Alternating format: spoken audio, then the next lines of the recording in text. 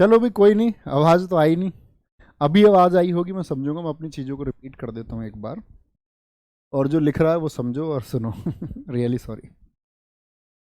मैंने बोला हम पढ़ रहे थे दिल्ली सल्तनत को, और दिल्ली सल्तनत में 5 वंश थे: गुलाम, खिलजी, तुगलक, सैयद और लोदी। गुलाम वंश रहा 1206 से लेकर के 1290 तक, इसको हम पढ़ चुके हैं, और उम्मीद करूंगा आप लोगों ने इसको बहुत अच्छे से पढ़ा होगा। ठीक है, समझ में भी आया होगा। खिलजी वंश मैंने बोला दिल्ली सल्तनत पर सबसे कम समय तक के लिए रहा, 1290 से 1320। तो कुल कितने वर्ष हैं? रहा तो कुल 30 वर्ष, लेकिन इन 30 वर्षों में से एक शासक रहा जिसने 20 साल राज किया, अलाउद्दीन खिलजी, 1296 से लेकर के 1316। और अगर भारत के सभी सुल्तानों की बात की जाती है कि निर्णय क्षमता, डिसीजन लेने की पावर्स, क्रूर, और या पूछे कि मैत्री, मित्रता के माध्यम से या सैनिक अभियानों के माध्यम से जिसने बहुत अच्छे डिसीजंस लिए हों, तो इसकी तुलना की जाती है मुगल काल के अकबर और शेर शाह सूरी के जैसी। कहते हैं कि जैसे मुगल काल में अकबर के डिसीजंस बहुत सोच समझ करके वो लेता था शेर शाह सूरी, उतना ही सल्तनत काल में हुआ अलाउद्दीन खिलजी। और कोई तुमसे पूछे पूरे दिल्ली सल्तनत में इन 1206 से लेकर के 1526 में सबसे शानदार, या पूछे जिसका वर्चस्व था, जिसका वजन था दिल्ली पर, वो था अलाउद्दीन खिलजी। कोई दिक्कत? भी मेरी आवाज आप लोगों को आ रही होगी, एक बार बोल देंगे भैया, दिखाएं एक बार। बच्चे शायद आवाज का कुछ इशू है, मेरी आवाज नहीं आ पा रही है क्या आपको? एक बार थम्स अप करके बताएंगे अगर मेरी आवाज आ रही है, अदरवाइज नहीं आ पा रही है अभी भी तो नो लिखेंगे।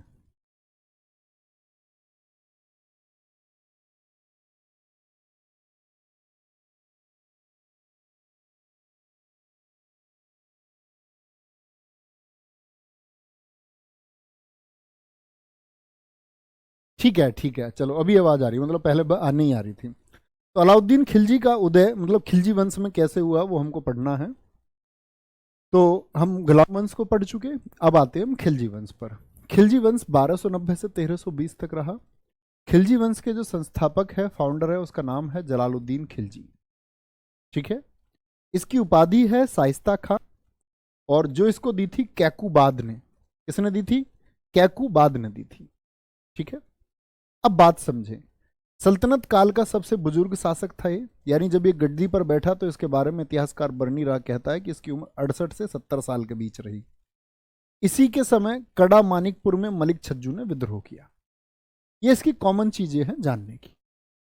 अब इसका इतिहास जानो, इसका इतिहास समझेंगे। अब आप कहेंगे भैया ये खिलजी कौन है? ये जो खिलजी हैं ये कौन है?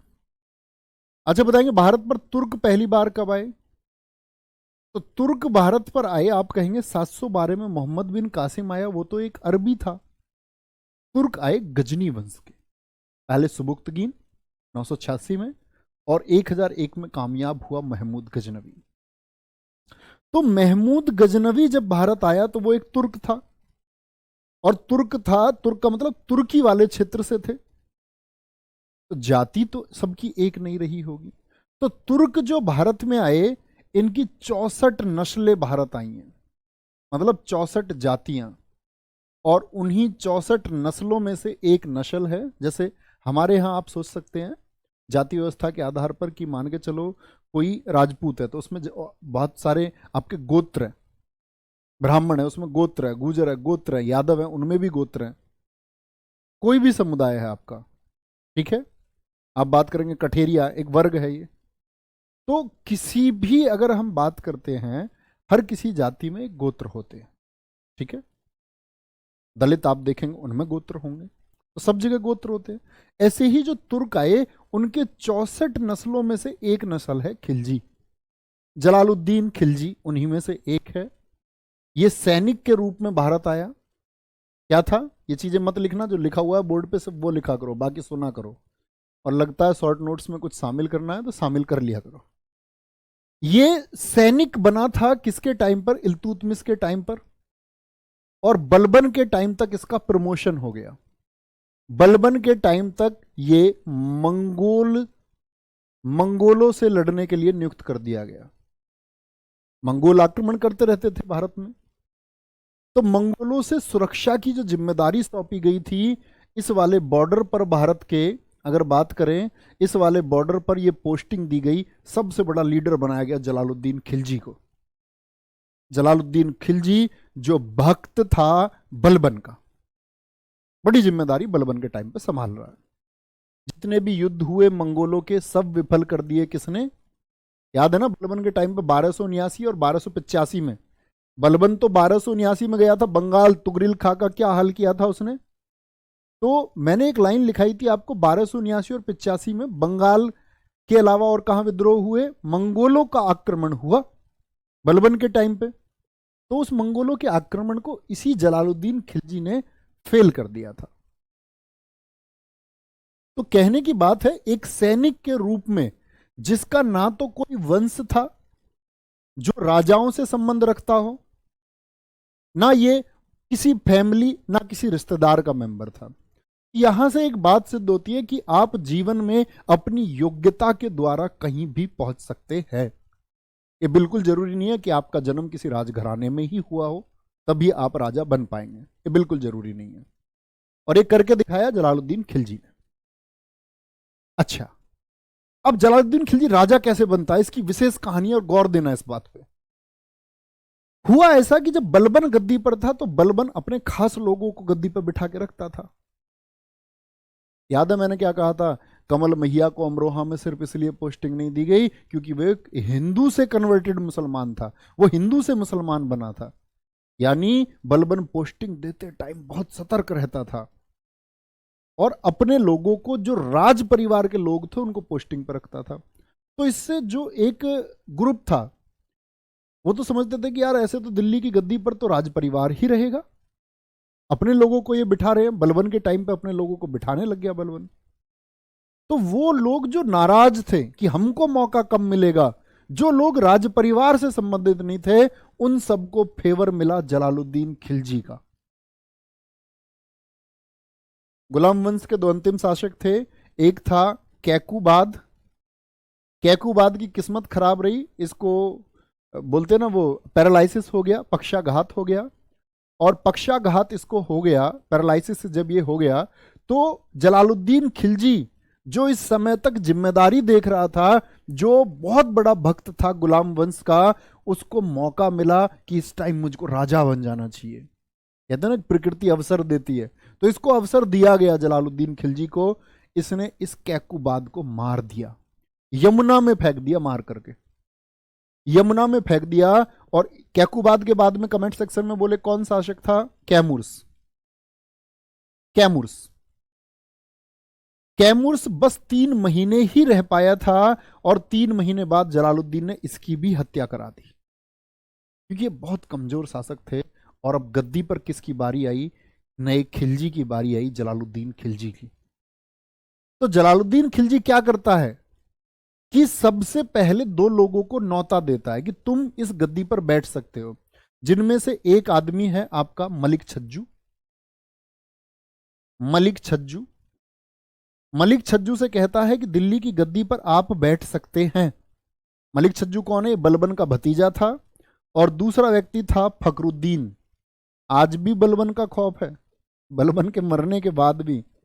ये बलबन का दोस्त है, बलबन का फ्रेंड था। और ये कौन है? बलबन का भतीजा था, बलबन का भतीजा, बलबन का भतीजा और बलबन का दोस्त। ठीक है, क्योंकि अभी भी बलबन के ग्रुप के लोग मौजूद हैं जो शक्तिशाली हैं। तो इसीलिए जलालुद्दीन ने चाल चली, बोला मलिक छज्जू से कि आप गद्दी पर बैठ जाओ। मलिक छज्जू जो उस टाइम तक खुद को कैपेबल नहीं समझता था, गद्दी पर बैठने से मना कर दिया उसने।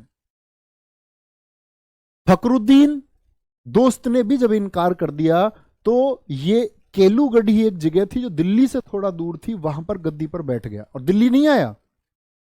समझना तुम खिलजी को, जलालुद्दीन खिलजी को, दिल्ली सिंहासन पर नहीं बैठ रहा, दिल्ली से बाहर दूर जाकर के केलीगढ़ी में बैठ रहा है और लोगों को यह मैसेज दे रहा है कि मैं बलबन का दास था, मैंने बलबन की सेवा की है, मैंने बलबन की नौकरी की है, मैं बलबन की उस गद्दी पर नहीं बैठ पाऊंगा जिस पर बलबन बैठा करता था। लोगों में मैसेज फैल गया, बोले इतना महान शासक दिल्ली की सल्तनत को मिला है जो अपने मालिक का इतना सम्मान कर रहा है, तो जनता को कितना प्यार देगा, जनता को कितना प्यार देगा। तो जलालुद्दीन खिलजी तब तक इंतजार करता रहा, 1 साल इंतजार किया इसने। तो दिल्ली की जनता ने शब्द उठाए, दिल्ली की जनता से आवाज आई कि जलालुद्दीन खिलजी को गद्दी पर आकर के यहां दिल्ली इस सिंहासन को स्वीकारना चाहिए। आया दिल्ली, बलबन की गद्दी पर, तब भी नहीं बैठा। ठीक है।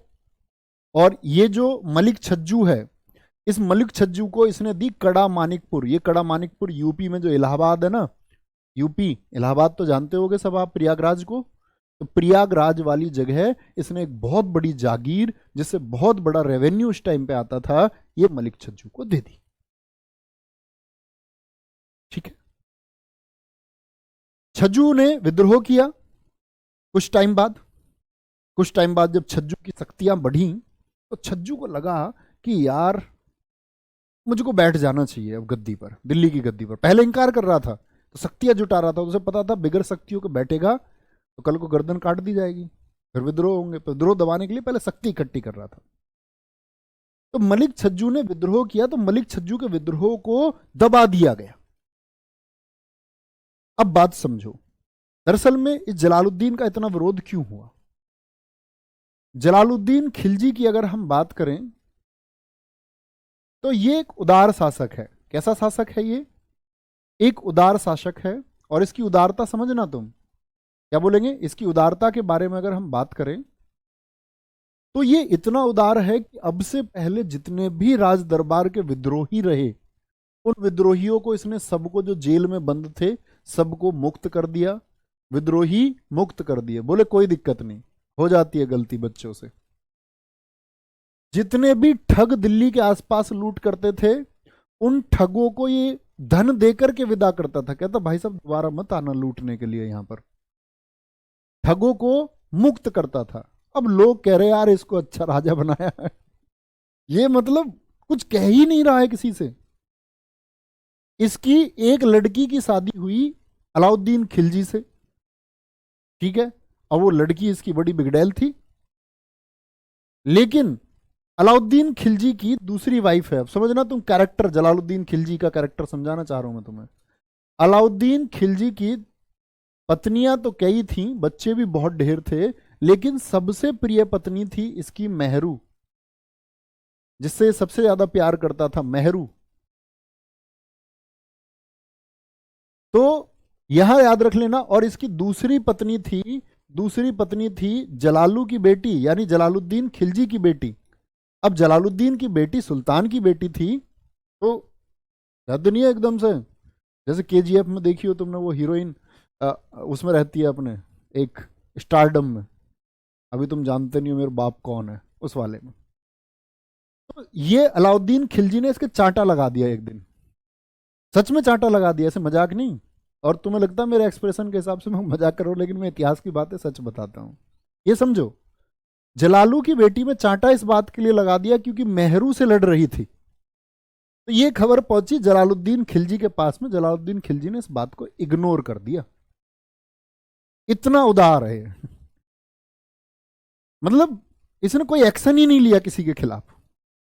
बलबन के राज सिंहासन पर नहीं बैठ रहा है। लोगों में गया यार आदमी तो बढ़िया है, लेकिन इससे कोई डर ही नहीं रहा है। और राजा का निर्णय लेने में उसका थोड़ा भय तो होना जरूरी है, थोड़ा भय तो उसका होना जरूरी है। तो यहां पर इंपॉर्टेंट बात आती है, जलालुद्दीन खिलजी की यही उदारता उसके नाश का कारण बनी। लेकिन ऐसा नहीं है, एक नाम याद रख लेना, सिद्दी मौला, जिसको सिडी मौला भी बोलते हैं। सिद्दी मौला इसके कैरेक्टर का एक अपवाद है। अपवाद क्यों जी? क्योंकि सिद्दी मौला की हत्या इसने करवाई। सिर्फ एक यही दाग है जो जलालुद्दीन खिलजी के कैरेक्टर पर लगता है। सिद्दी मौला की इसने हत्या क्यों करवाई? क्योंकि सिद्दी मौला की दिल्ली में उस टाइम पॉपुलैरिटी इतनी थी कि जितने भी अमीर थे उनका अड्डा हुआ करता था सिद्दी मौला का घर। एक सूफी संत थे, तो इतनी पॉपुलैरिटी बढ़ गई, इतनी पॉपुलैरिटी बढ़ गई कि लोगों ने, अमीरों ने योजना बनाई कि जलालुद्दीन खिलजी को गद्दी से हटाएंगे और सिद्दी मौला को अपना खलीफा घोषित करके सुल्तान बनाएंगे। अब इसको बोल दिया तुम्हारी दिल्ली गद्दी होगी, और संत आदमी बहकावे में आ गया सत्ता के। कहते ना कि संत का सत्ता से कोई मतलब नहीं होना चाहिए, आ जाता है बहकावे में। लेकिन उसी मीटिंग में जो लोग थे, और तुम याद रखना अपनी जिंदगी में तुम जो ये बातें किसी से भी बोल देते हो ना, तुम्हें नहीं पता भी तुम्हारा कौन खास है और आने वाले वक्त में वो तुम्हारा खास रहेगा या नहीं रहेगा। तो अपनी बातें सोच समझ के बोलो, हो सकता है कल को वो तुम्हारा दुश्मन हो जाए। तो इन्हीं लोगों में से जो मीटिंग चल रही है, इन्हीं लोगों में से एक पहुंच गया जलालुद्दीन खिलजी के पास, बोला जी सिद्दी मौला गद्दी बैठाएंगे, तुमको उड़ाएंगे। तो उसने बोला इसको खुलेआम फांसी दो, सिद्दी मौला को मरवा दिया। सिर्फ एक ही अपवाद है, सिर्फ ये एक अपवाद है, ठीक है। तो दिक्कत आगे आएंगे। जलालुद्दीन खिलजी की ताजपोशी किस तरह से हुई, ये बात समझ गए आप, यहां पर याद रखें। और याद रख लेना जलालुद्दीन खिलजी के समय 1292 में मंगोल आक्रमण हुआ था। 1292 में मंगोल आक्रमण हुआ, किसके समय, जलालुद्दीन खिलजी के समय। और ये इंपॉर्टेंट बात है। अच्छा, मंगोल, मैं आपसे एक क्वेश्चन पूछता हूं, मंगोल किस धर्म से संबंध रखते थे? अगर आपने मेरी पिछली 2-3 क्लासेस की हैं तो आप समझ पाए होंगे। मैंने बोला जितने भी मंगोल थे ये बौद्ध धर्म का एक बिगड़ा हुआ रूप थे, विकृत रूप थे, समानिष्ठवादी थे जिनको कहा जाता था। ये मुस्लिम नहीं थे। लेकिन जब जलालुद्दीन खिलजी के समय मंगोलों ने आक्रमण किया तो इसने सारे मंगोलों को बंदी बनवा लिया। करीब 1.25 लाख लोग मंदिर जो मंगोल थे बंदी बना लिए गए, 1.25 लाख। अब क्योंकि ये उदार है जलालुद्दीन खिलजी, तो इसने उनके ऊपर आक्रमण नहीं कराया। इनसे बोलता है कि तुम इस्लाम एक्सेप्ट करो और मैं तुम्हारे रहने की व्यवस्था करूंगा। तो ये जो बौद्ध लोग हैं ये इस टाइम पे इस्लाम धर्म इन्होंने अपनाया।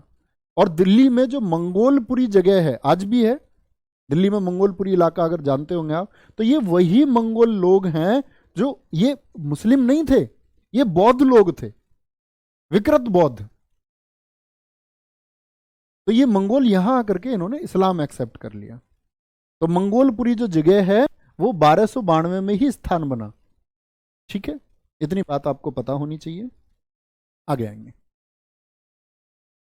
जलालुद्दीन खिलजी के 2 बेटे थे, इब्राहिम खाने खाना और अरकली खां, ठीक है। कड़ा की जागीर इसने अलाउद्दीन खिलजी भतीजे को दी, यानी इसका भतीजा, इसके भाई का लड़का, इसके पिताजी का भाई का नाम था सिहाबुद्दीन महमूद, तो उसका लड़का है अलाउद्दीन खिलजी। अब इसको क्यों दी? क्योंकि क्या कर दिया था, प्रयागराज में विद्रोह कर दिया था मलिक छज्जू ने, उसके विद्रोह को दबाया खुद अलाउद्दीन खिलजी ने जाकर के। अब मलिक छज्जू के पास सेना तो थी लेकिन उसके पास पैसा नहीं था, धन नहीं था उसके पास कि वो जाकर के जलालुद्दीन खिलजी से टक्कर ले पाए। तो ये अलाउद्दीन खिलजी को यहां पर एक मौका मिला, कड़ा की जागीर अलाउद्दीन खिलजी को दी गई, ठीक है।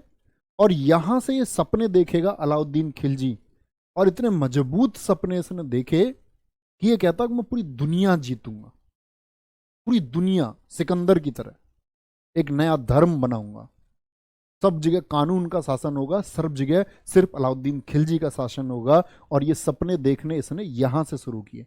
थोड़ा सा अवसर इसको मिला है, थोड़ा सा, और उसी अवसर को ये कन्वर्ट करेगा।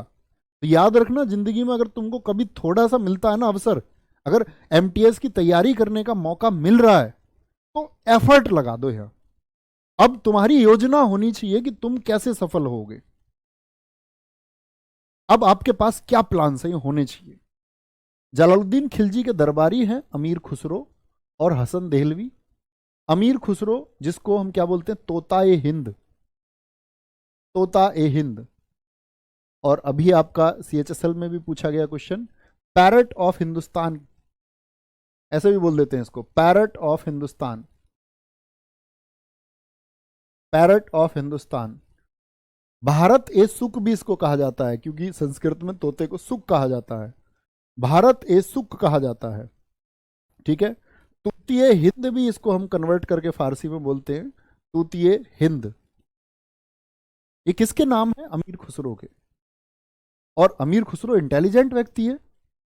अमीर खुसरो के जो पिताजी है वो बलबन के टाइम पे आए थे भारत में, और बलबन ने उनको संरक्षण दिया था। वो भी कला से जुड़े हुए व्यक्ति थे, लेखक थे वो भी। इसकी पुस्तक का नाम है तुगलकनामा, आशिका उल अनवर, किरान उल शादेन, मिफ्ता उल फुतुहात, खजाइन उल फुतूह और नूर सिपहर। आप कहेंगे भैया बड़े जटिल नाम है, लेकिन दिल्ली पुलिस 2020 कांस्टेबल आप देखिए, बड़ा कमाल हुआ। ये सारी की सारी किताबें दिल्ली पुलिस में पूछी गई उस साल। इस सेट में ये पूछ ली, इसमें ये पूछ ली, किसी में कुछ और पूछ ली। समझे बात को? तो अमीर खुसरो तोताए हिंद पुस्तकें कौन कौन सी? आशिका उल अनवर है, किरान उस सादेन है, खजाइन उल फतूह है, नूर सिपीर है, मिफ्ता उल फतूह है, और आपका तुगलक नामा है। तो दिक्कत आ गया। अमीर खुसरो के गुरु थे निजामुद्दीन ओलिया। निजामुद्दीन ओलिया ने 7 सुल्तानों का दरबार देखा था। इस बात का क्या मतलब है कि जब ये निजामुद्दीन ओलिया संत था, उस समय दिल्ली की गद्दी पर इसके दौरान ही 7 लोग हुए थे जिन्होंने शासन किया। अमीर खुसरो कव्वाली, गजल, पहेली, सितार, तबला के जनक हैं। खड़ी बोली हिंदवी का प्रयोग सबसे पहले किसने किया अपने लेखन में? खड़ी बोली, बोली तो पहले से जाती थी, लेखन में प्रयोग अमीर खुसरो ने किया। तो कभी पूछे तबला, कभी पूछे सितार, पूछे गजल, कव्वाली गाई जाते हैं, बहुत सारे लोग बैठ के गाते रहते हैं, यूट्यूब पे सुन सकते हैं आप। वर्ष 1296 में जलालुद्दीन की हत्या अलाउद्दीन ने करवाई। देवगिरी अभियान से आने के बाद, देवगिरी अभियान से आने के बाद, देवगिरी कहां था? महाराष्ट्र में। यहां से आने के बाद में कब जलालुद्दीन की हत्या हुई है? 1296 में जलालुद्दीन की हत्या 1296 में कराई। अब देखो ध्यान से, ये अलाउद्दीन खिलजी का साम्राज्य है, इसके बारे में मैं आपको अभी समझाऊंगा। ये देखो भाई, अब यहां पर आप देख रहे होंगे ये जो क्षेत्र है सारा, जो डॉट डॉट डॉट डॉट करके, ये नीचे वाला क्षेत्र यहां से लेकर के ये सारा क्षेत्र अलाउद्दीन के प्रभाव का है। तो एक भारत के लगभग भारत पर शासन हो गया था अलाउद्दीन खिलजी का। ठीक है, यहां तक की बात में कोई दिक्कत? ये यहां पर महाराष्ट्र में देवगिरी है, जिसको दौलताबाद लिखा हुआ है, इसी का नाम है देवगिरी। देवगिरी कहां है? महाराष्ट्र में। और अगर हम बात करें, यहां आपका प्रयागराज में पोस्टिंग है किसकी? प्रयागराज कड़ा मानिकपुर। कड़ा मानिकपुर में कौन था? अलाउद्दीन खिलजी था। इस बात में कोई दिक्कत? अब बड़ा जबरदस्त, भारत का इतना बड़ा सम्राट ये कैसे बनता है, देखेंगे। बात को समझना, कोई दिक्कत? भैया इसने देखे थे वो 7 सुल्तान? हाँ, मतलब देखने से मतलब नहीं है। जैसे आप हैं, अब आप सोचो आपके पड़ोस में कोई होता, आप उनके पड़ोस की कितनी पीढ़ी देख लेंगे। आप कहेंगे मैंने उनके बाबा मेरे सामने थे, उनके पिताजी मेरे सामने थे, उनके पिताजी मेरे सामने थे, उनके पिताजी मेरे सामने थे। इस तरह से इसके सामने 7 सुल्तान हुए। जैसे अमीर खुसरो के सामने 8 सुल्तान हुए हैं। अमीर खुसरो ने 8 सुल्तानों का दरबार देखा है। ठीक है, तो ये अलाउद्दीन खिलजी प्लानिंग कर रहा है कि मैं दिल्ली की गद्दी पर कैसे बैठूंगा। और ये अलाउद्दीन खिलजी एक अशिक्षित व्यक्ति है, बिल्कुल पढ़ा लिखा नहीं है। तो कभी कभी यहां देखना ध्यान से, ये जरूरी नहीं हो जाता है कि भाई बहुत ज्यादा एजुकेटेड जो है वो ही बहुत ज्यादा सफल होगा। तो इसने क्या काम किया, इसके पास सेना तो है, लेकिन इसके पास पैसा नहीं है, धन नहीं है। तो इसको पैसे की जरूरत है।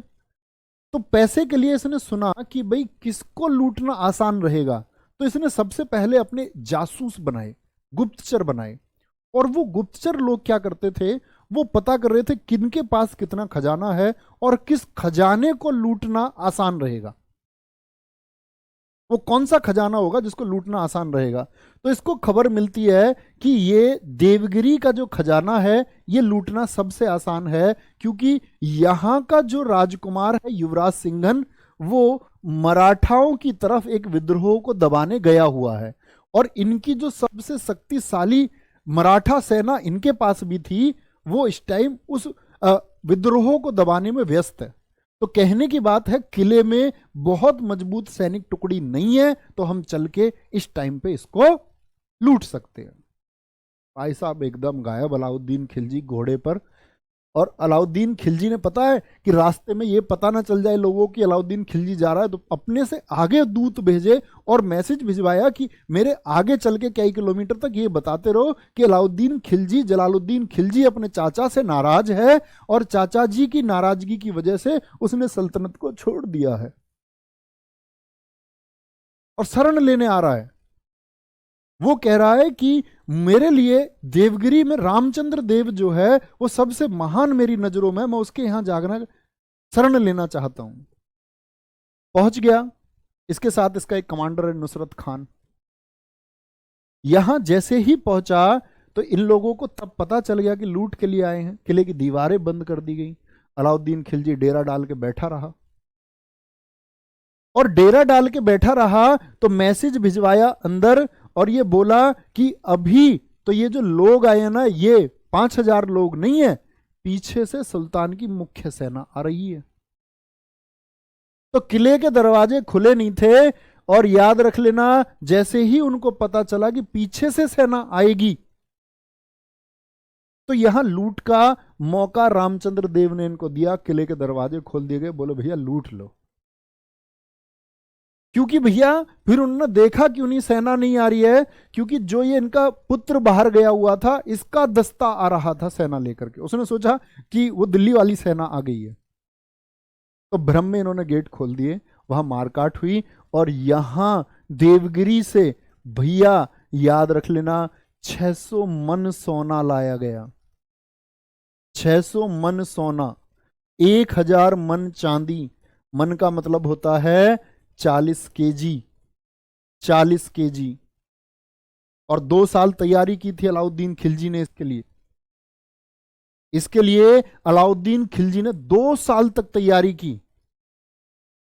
और जब आप किसी चीज के लिए बेहतरीन प्लानिंग करते हैं तो वो चीज सफल ना हो, ऐसा हो नहीं सकता, और आप डिजर्व करते हैं। तो ये पैसा लेकर के अब ये वापस जा रहा है। इसी समय इसने बहुत सारे छोटे छोटे अभियान यहां पर किए कि नुसरत खान को 1000 सैनिकों के साथ किले पर छोड़ा और आसपास की जगहों को फिर लूटा। ठीक है, यहां मराठाओं के आसपास की जगह को इसने यहां पर लूटा था। ये पैसा लेके ये वापस जा रहा है। तो जलालुद्दीन खिलजी को पता चला कि अलाउद्दीन खिलजी मेरा भतीजा दक्षिण को लूट लाया है। वाह कितना शानदार मेरा भतीजा है। और इतिहासकार कहते हैं कि इस समय तक अलाउद्दीन खिलजी का सिर्फ मन था कि वो दिल्ली की गद्दी पर एक दिन बैठेगा, लेकिन कभी उसने नहीं सोचा था कि जलालुद्दीन की हत्या करे। जलालुद्दीन को लोगों ने बताया कि ये जो इधर जाएगा कड़ा मानिकपुर, तुम रास्ते में मिलो शाही सेना, यानी जो दिल्ली की सेना थी उसको ले जाकर के मिलो, और इस अलाउद्दीन खिलजी से बोलो कि जो सारी चीजें हैं वो मुझको सौंप दे, वो मुझको सौंपो तुम। तो उसने बोला नहीं नहीं, मेरा भतीजा है, मुझसे बहुत प्यार करता है, मैंने उसे अपने बेटे की तरह पाला है, इज लाइक माई सन। तो उसने इनकार कर दिया। यहां पर अलाउद्दीन खिलजी ने चाल चली और अपने कुछ लोग भेज दिए जिन्होंने कानाफूसी करके ये मैसेज भिजवा दिया कि ये सोना सिर्फ और सिर्फ मिल सकता है तो सिर्फ और सिर्फ जलालुद्दीन खिलजी अगर अकेला मिले तो। नदी पार करके जलालुद्दीन खिलजी आ रहा, मेरा भतीजा भाग के जा रहा है ऐसे, मेरा भतीजा, कमाल कर दिया तुमने, दक्षिण को लूट लिया।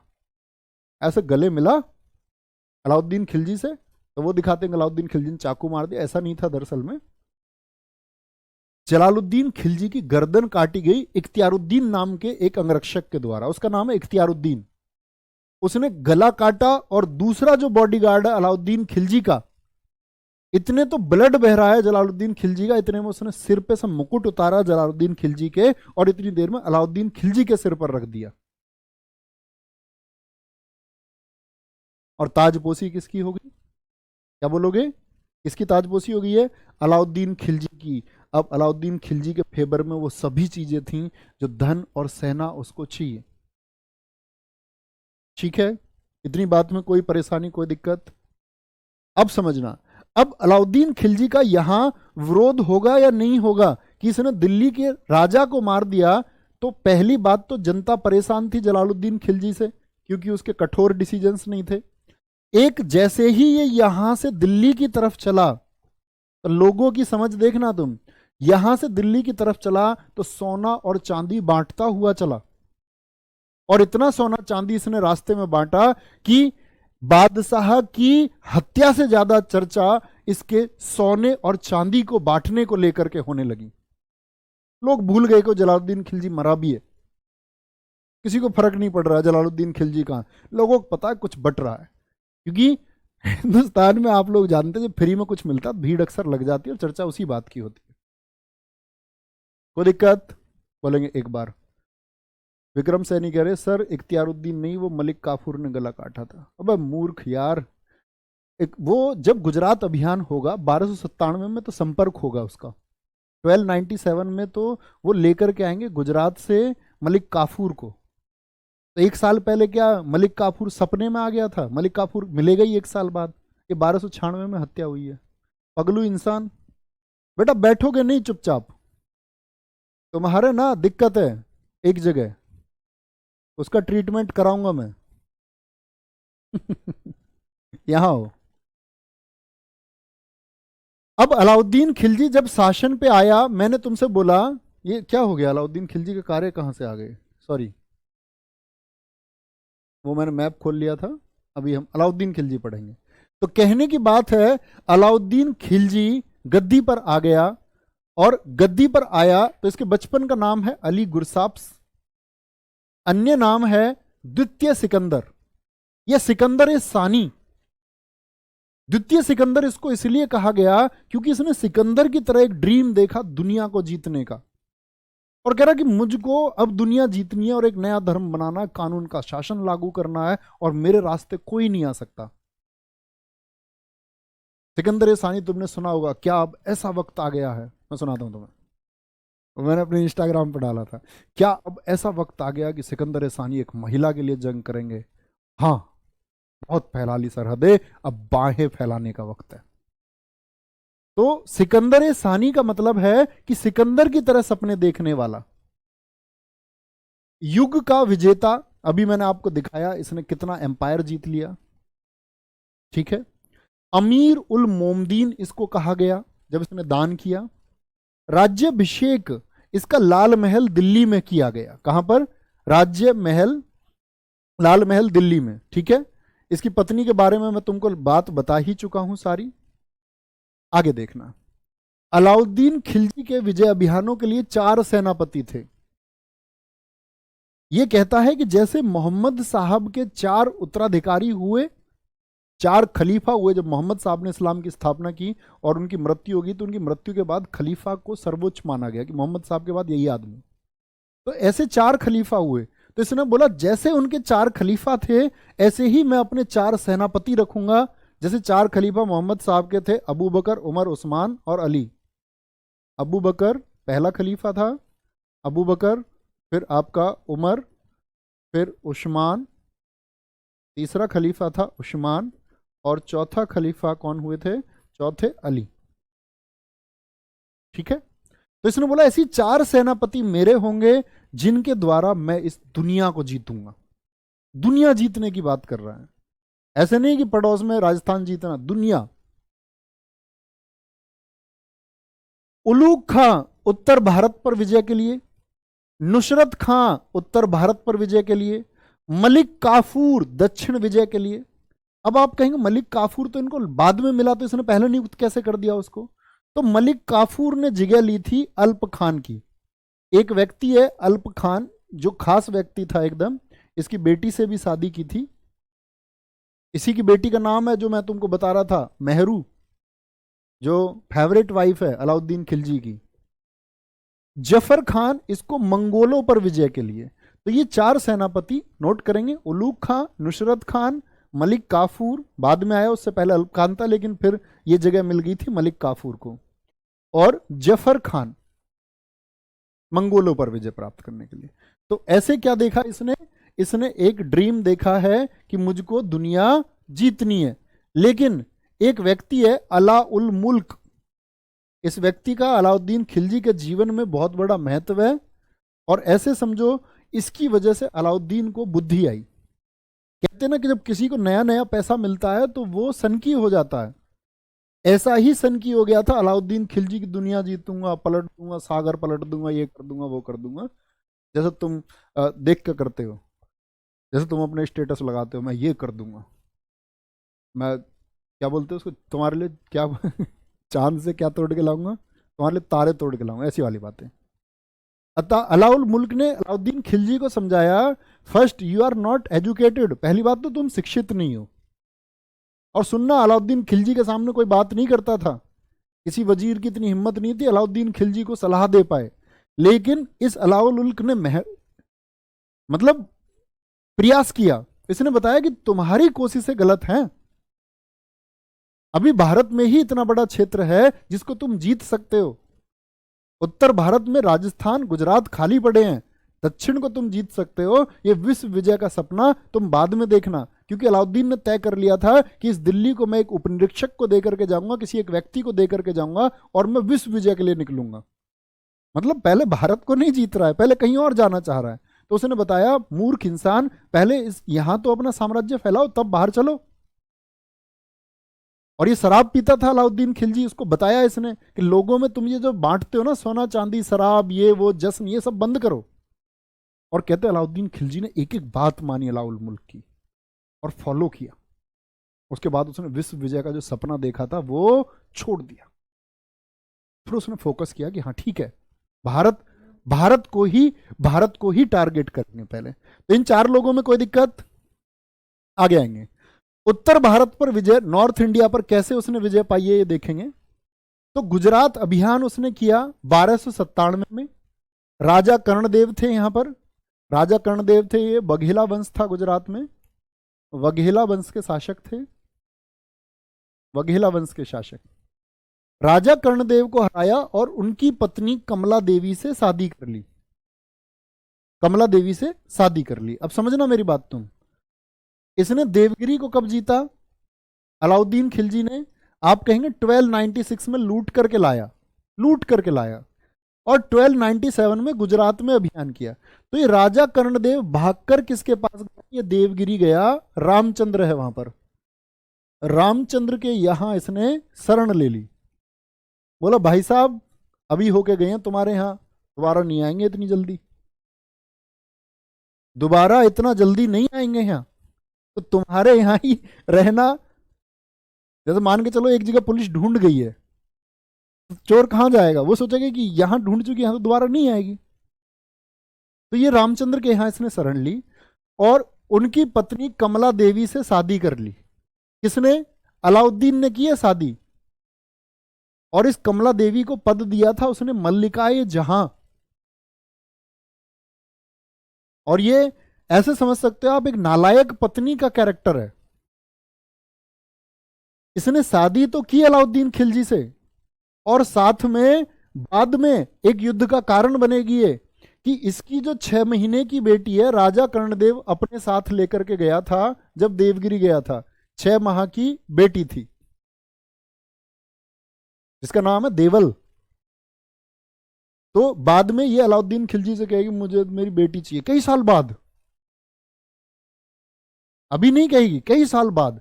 तो इससे अलाउद्दीन खिलजी ने शादी की ली, और सबसे बड़ा टर्निंग पॉइंट आया कि यहीं पर मिला मलिक काफूर। और मलिक काफूर जो पहले एक हिंदू था और हिजड़ा भी नहीं था, इसको हिंदू से मुसलमान बनाया गया और हिजड़ा भी इसको बनाया गया, बहुत सुंदर था। अलाउद्दीन खिलजी के लिए इसको गिफ्ट किया गया और अलाउद्दीन खिलजी इसी के साथ रहता था। अलाउद्दीन खिलजी को ये पसंद था, इतनी बात बाकी आप जानते हैं सब कुछ। 1000 दिनारी को इसने खरीदा, ठीक है। तो यहां समझेंगे क्या मैंने बोला आपसे कि अगर हम भारत की बात करते हैं उस समय के भारत की, तो मैं आपको बता रहा हूं कि इसने क्या आपका इधर अभियान किया पहले, यानी हम बोल सकते हैं उत्तर भारत हम बोलते हैं, तो नाम इतिहास में उत्तर भारत ही बोला जाता है, लेकिन हम दरअसल में वो पश्चिम में था, तो उत्तर पश्चिम बोले तो ज्यादा सही है, उत्तर पश्चिम। ठीक है, कोई दिक्कत इस बात में? तो पहला अभियान इसका गुजरात पर रहा, और यहां से इसको कौन मिलता है? यहां से इसको मलिक काफूर मिला। अब ऐसे ही इसने नहीं किया, इसने दो तरफ से आक्रमण कराया गुजरात पर, इधर से भी और इधर से भी। सिंध की तरफ से इधर से इसका जो सेनापति था उलूग खां, और इधर से दिल्ली की तरफ से इसने भेजा किसको? आपका नुसरत खां को। नुसरत खां मतलब दो तरफ से इसने गुजरात को घेर लिया था। फाइनली गुजरात को इन लोगों ने लूटा, हत्याएं की, और जितना सामान लेकर के सेना आई और सेना दिल्ली पहुंची वापस, तो सेना से बोला गया कि लूट का 5वां हिस्सा राजकोष में जमा करना होगा।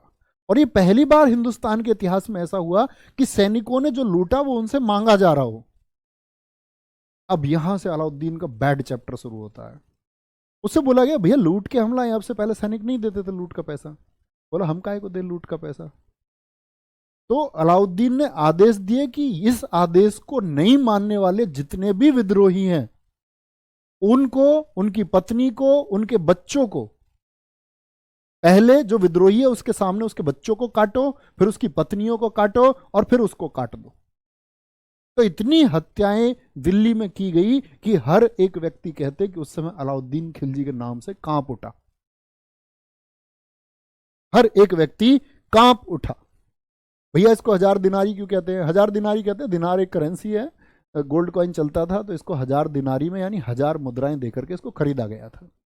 ठीक है, रणथंबोर।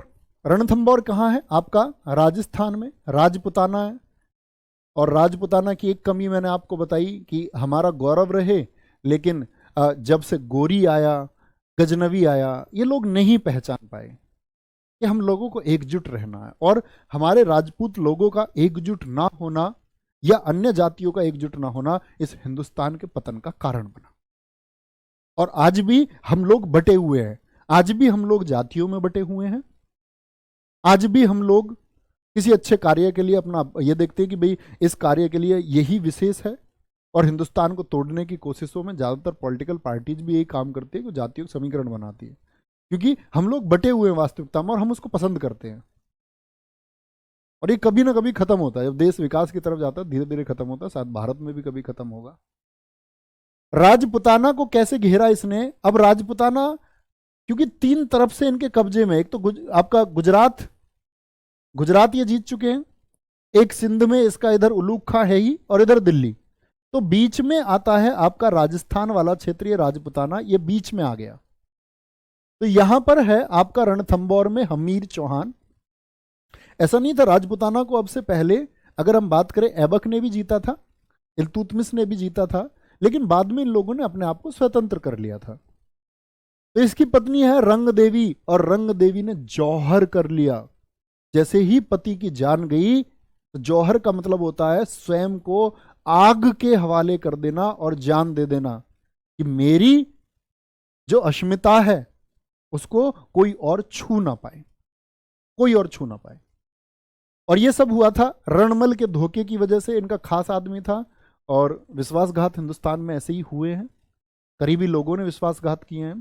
तो रणमल ने विश्वासघात किया क्योंकि अलाउद्दीन खिलजी ने खबर पहुंचाई कि उसको दिल्ली के समीप एक बड़ी जागीर अलाउद्दीन खिलजी के संरक्षण में दी जाएगी, और कोई उसकी तरफ उंगली नहीं उठाएगा। इस बात की गारंटी स्वयं अलाउद्दीन खिलजी लेता है। भाई साहब ये हत्या हो गई, ठीक है, हमीर चौहान जी की, और रणमल गया भाग के दिल्ली, कह रहा अलाउद्दीन चाचा जी आपने बोला था दिल्ली के पास कुछ दोगे, और कत्ल कर दो इसका, इसका कत्ल कर दो, इसको मृत्युदंड दिया जाए क्योंकि इसने अपने लोगों को धोखा दिया है। रणमल का तुम सोचो क्या हाल हुआ होगा। कह रहा चाचा जी ये क्या कह रहे हो तुम, ये क्या बात थी? बोला गर्दन काट दो इसकी, अपने लोगों को धोखा देता है। ठीक है, तो हिंदुस्तान में पहली बार जो जौहर करने का प्रमाण मिलते हैं वो मिलते हैं रंग देवी जी के। रंग देवी जी जो हमीर देव जी की पत्नी थी, कहां की? रणथंबोर की। ठीक है, ये हमको राजपुताना से मिलता है। तीसरा आता है चित्तौड़गढ़ का अभियान। राजस्थान में ही किला चित्तौड़गढ़, और राणा रतन सिंह, तभी इनके पिताजी एक्सपायर हुए थे तो 1301 में ही गद्दी पर बैठे थे, मतलब 2 ही वर्ष इनको गद्दी पर बैठे हुए थे। राणा रतन सिंह और इनकी पत्नी थी नागमती, ये इनकी मतलब पहली पत्नी है। आप कभी ये पहले ये देखें, इनके ऊपर लिखी गई एक पुस्तक है पद्मावत, जो किसने लिखी है? मलिक मोहम्मद जायसी ने लिखी है। मलिक मोहम्मद जायसी ने इस किताब को लिखा था सन 1540 में, तो बहुत बाद में लिखी गई, लगभग 250 साल बाद में। तो बहुत सारी चीजें इसकी सही मानी जाती हैं, बहुत सारी चीजें अप्रमाणिक मानी जाती हैं कि सत्य नहीं है। तो ये जो पद्मावत है, ये पद्मावत नाम है किसके ऊपर? पद्मिनी के ऊपर। अब पद्मिनी थी कहां की? श्रीलंका की, सिंघल प्रदेश की। सिंघल प्रदेश की है। जब मैं इतिहास हिंदी में साहित्य पढ़ा रहा होता हूँ तब मैं ये बात बताता हूँ कि जब राणा रतन सिंह आपका शिकार के टाइम पर थे और उनका जो तोता है हीरामन तोता, हीरामन तोते को देख करके राणा रतन सिंह से कहते हैं कि ये तोता कितना सुंदर है, इसकी गर्दन कितनी सुंदर है। तो हीरामन तोता कहता नहीं, मुझसे भी सुंदर गर्दन की यहाँ कोई है, मुझसे भी सुंदर कोई है। उसने पूछा कौन है? बोले सिंघल देश की राजकुमारी पद्मिनी मुझसे भी ज्यादा सुंदर है। तो राणा रतन सिंह के अंदर एक प्रेम का भाव पैदा हुआ था और सिंघल प्रदेश जाके उन्होंने शादी की थी। तो ये दूसरी पत्नी है। तो इसी पुस्तक में एक अध्याय आता है नागमती का वियोग वर्णन, वो दुख में है अपने पति की शादी से। इनके ऊपर लिखी गई पुस्तक कौन सी है? पद्मावत से हमको इनके बारे में जिक्र मिलता है। और इनके 2 सेनापति थे, गोरा और बादल। और याद रख लेना, यहां पर 9 माह तक घेरा डाला गया चित्तौड़गढ़ के लिए। 9 माह घेरा डाला रहा। अब इसके ऊपर बहुत सारी कहानियां हैं। एक तो कहते हैं कि ये, और इतिहासकार इसी को ज्यादा मानते हैं कि ये जो आपका इसने युद्ध किया अलाउद्दीन खिलजी ने, ये सीमा विस्तार के लिए कर रहा था, क्योंकि इसको ये आपका उत्तर भारत जीतना था, पश्चिम भारत जीतना था।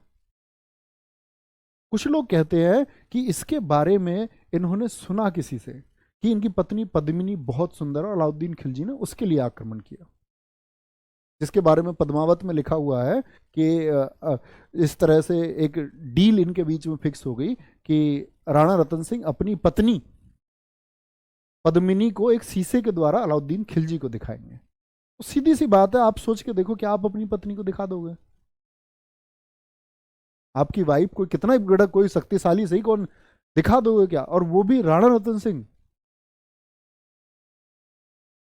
जो एक बहुत स्वाभिमानी और एक बहुत बहादुर और निडर व्यक्ति थे। तो ये चीजें इतिहास में लिखती है कि ये गलत चीजें हैं, ऐसा नहीं हुआ। उसने सिर्फ अपने साम्राज्य विस्तार के लिए आक्रमण किया है, और इस तरह की चीजें ये लेखक अपने मसाले के लिए जोड़ देते थे, कुछ भी इधर उधर की चीजें।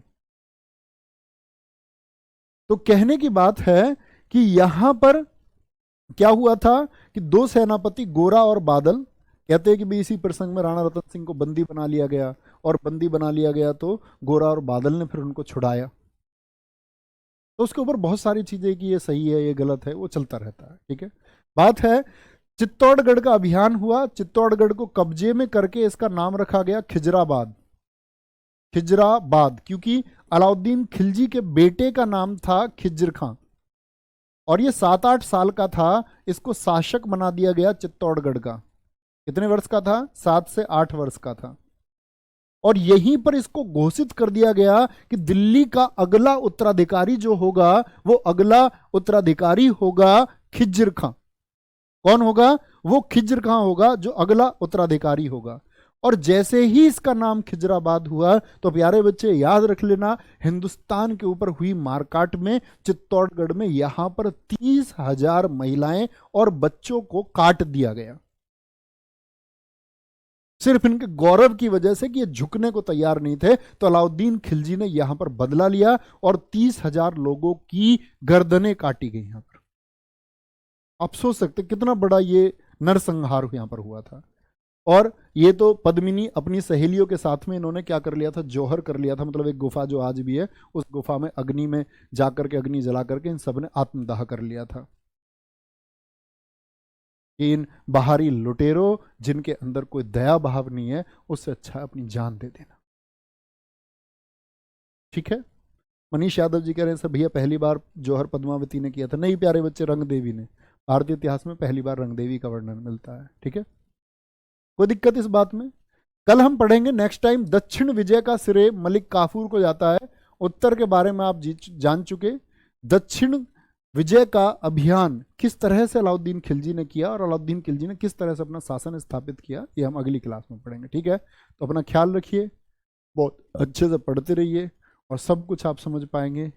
और मुझे लगता है कि इससे विशेष कुछ हो नहीं सकता। जो बच्चे पहली बार इतिहास को पढ़ रहे होंगे वो समझ पा रहे होंगे, और मैं आपसे वादा करता हूँ आज तक जहाँ कहीं भी इतिहास पढ़ा है उस सबसे बेहतरीन प्रयास में आप लोग साथ कर रहे हो, और शायद ही इससे अच्छा कभी हो पाएगा। तो अपना ख्याल रखिए। बाय बाय, टेक केयर, जय हिंद, जय भारत।